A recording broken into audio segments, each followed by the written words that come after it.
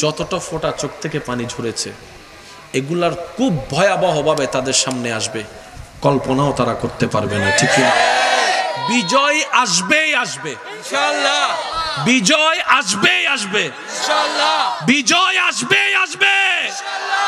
এটাই রবের প্রতিশ্রুতি। তবে মাঝখানের সময়টা শুধু আমাদের একটু ঈমানি পরীক্ষা নিচ্ছে। কথা বলেন ঠিক কি না? আমাদের একজন, জোরে বলেন আমাদের একজন। আল্লাহ আমাদের সবাইকে কবুল করুক। আমার কথাটাকে রাজনীতিক ইস্যু বানায়েন না, এটা আমাদের ঈমানি ইস্যু। ডাক্তাররা বলতেছে, এই শব্দগুলো মনে রাখবেন, ডাক্তাররা বলতেছে প্রত্যেকটা মানুষ মায়ের পেটে শুরু থেকে দুনিয়াতে আসা পর্যন্ত 7টি স্টেপ পার করেছে, 7টি সিঁড়ি পার করে তারপরে দুনিয়াতে এসেছে। আমার জন্য কয় সিঁড়ি? ভাইয়া জোরে বলেন না, কয় সিঁড়ি? আপনার জন্য, বাবার জন্য, দাদার জন্য, প্রত্যেকটা মানুষ দুনিয়াতে এসেছে মায়ের পেট থেকে দুনিয়াতে আসা পর্যন্ত 7টা রূপ। যেমন আপনি আমি প্রথমে মায়ের পেটে ছিলাম, এক ফোঁটা পানি, এক রূপ। কিছুদিন যাওয়ার পরে আল্লাহর যখন হুকুম হয়েছে এই এক ফোঁটা পানিটা এক বিন্দু রক্ত হয়ে গেছে, দ্বিতীয় রূপ। কিছুদিন যাওয়ার পরে আল্লাহর হুকুম হয়েছে ওই এক বিন্দু রক্তটা, রক্তের জমাটটা গোস্তপিণ্ড হয়ে গেছে, তৃতীয় রূপ। এইভাবে 7টা রূপ পাল্টাইছি। কয় রূপ? এটা আমাদের কথা না, ডাক্তারদের কথা। কার কথা? এই ডাক্তাররা বলতেছেন প্রত্যেকটি সন্তান মায়ের পেটে দুনিয়াতে আসা পর্যন্ত 46,000 ক্রোমোজোম, 23 জোড়া, 23 জোড়া, 46,000 ক্রোমোজোম। তো ওইটা যদি মাথায় নাও ঢুকে সংখ্যাটা মনে রাখেন, 23 জোড়া। কয় জোড়া? 23 জোড়া। ভাই একটু জোরে বলতে হবে, কয় জোড়া? 23 জোড়া। তাহলে 23 জোড়াও আমার আপনার আছে, 7টা সিঁড়ি আপনার আমার আছে। তাহলে 2টা শব্দ অঙ্ক পেয়েছি, একটা হচ্ছে 23, একটা হচ্ছে 7। একটা হচ্ছে 23, একটা হচ্ছে 7। আমি সবার আওয়াজ পেলে একটু বলতে স্বাচ্ছন্দ্য বোধ হবে। একটা হচ্ছে 23, একটা হচ্ছে 7। এটা আমাদের কথা নয়, এটা সবার কথা।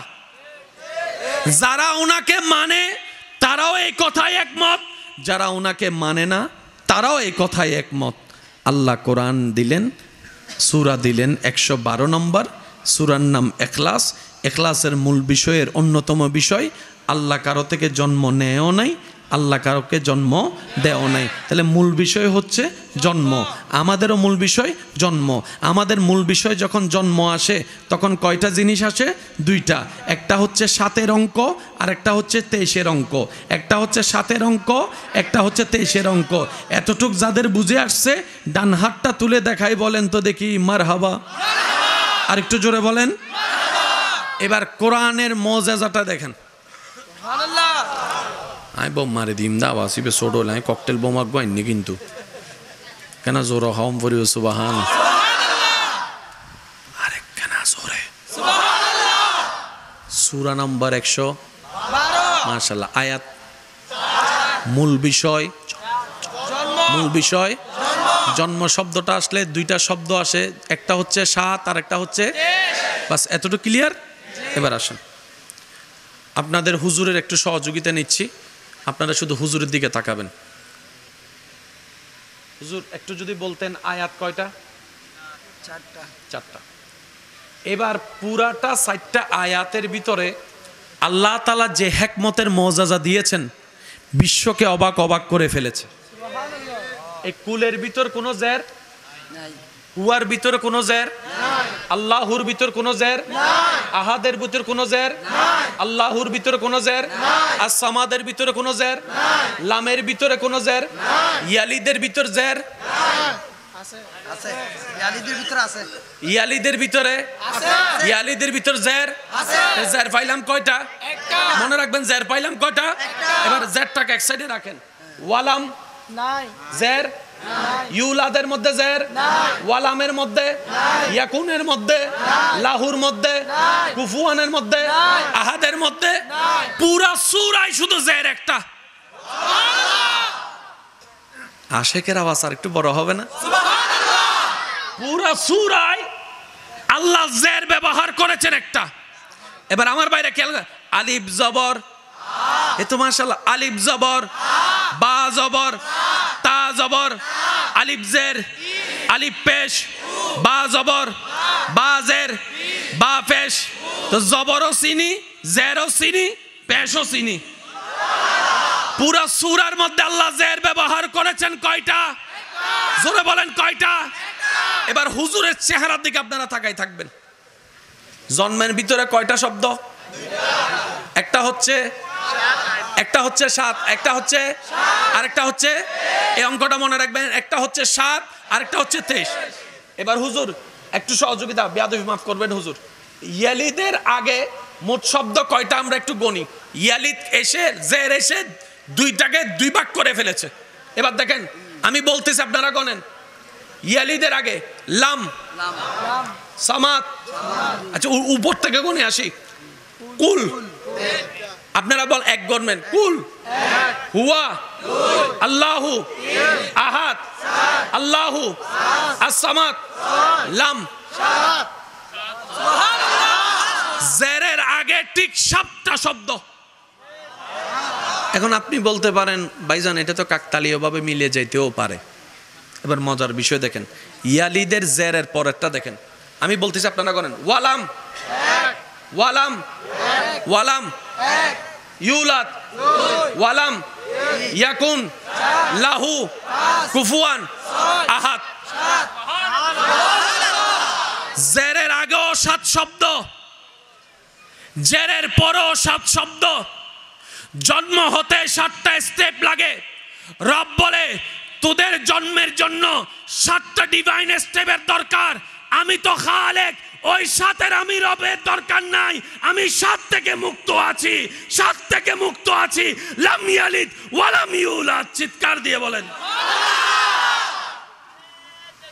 আল্লাহু আকবার। ইয়া রাসূলুল্লাহ, ইয়া রাসূলুল্লাহ, জিন্দাবাদ, জিন্দাবাদ। উচ্চ আওয়াজ আর একটু বলেন সুবহানাল্লাহ। জন্মের মধ্যে কয়টা শব্দ? একটা হচ্ছে 7, আরেকটা হচ্ছে 7। পাওয়া গেছে কি যায় নাই?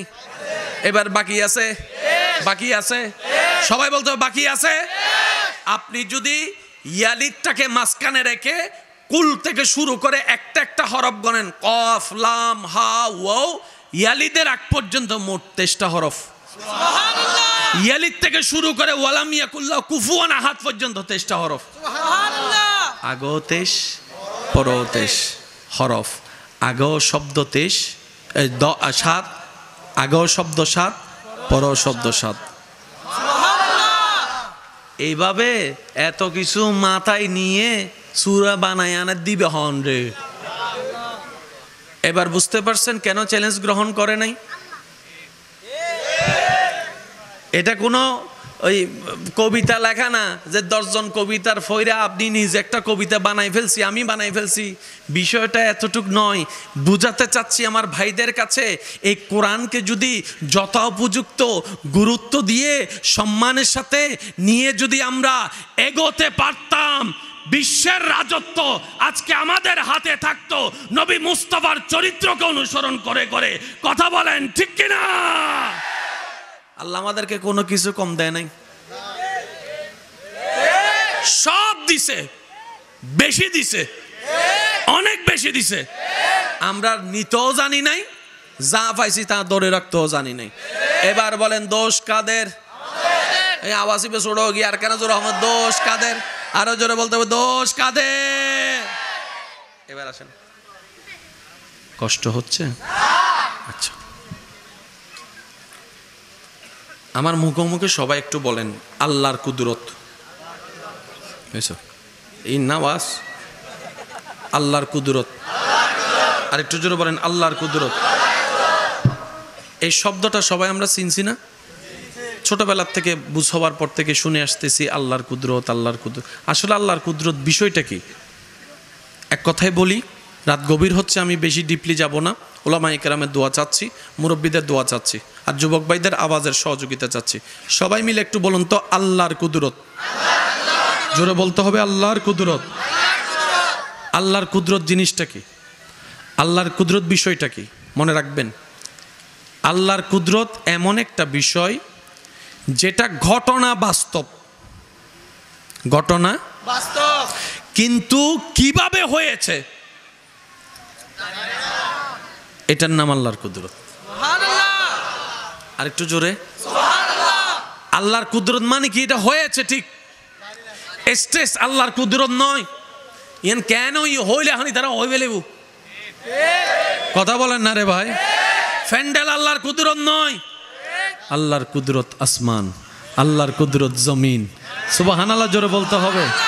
আল্লাহর কুদরত খুঁটিহীন সাত আসমান, আল্লাহর কুদরত বেসহীন পিলারহীন জমিন, যেটা মাটির পানির উপরে আছে, পানির উপরে আছে। আল্লাহর কুদরত দেখতে চান, পাহাড়কে দেখেন। লক্ষ কোটি মানুষ একসাথে মাটি জমাইলেও পাহাড় বানাতে পারবো না, পাহাড় বানাতে পারবো না। পাহাড় তো পাহাড়।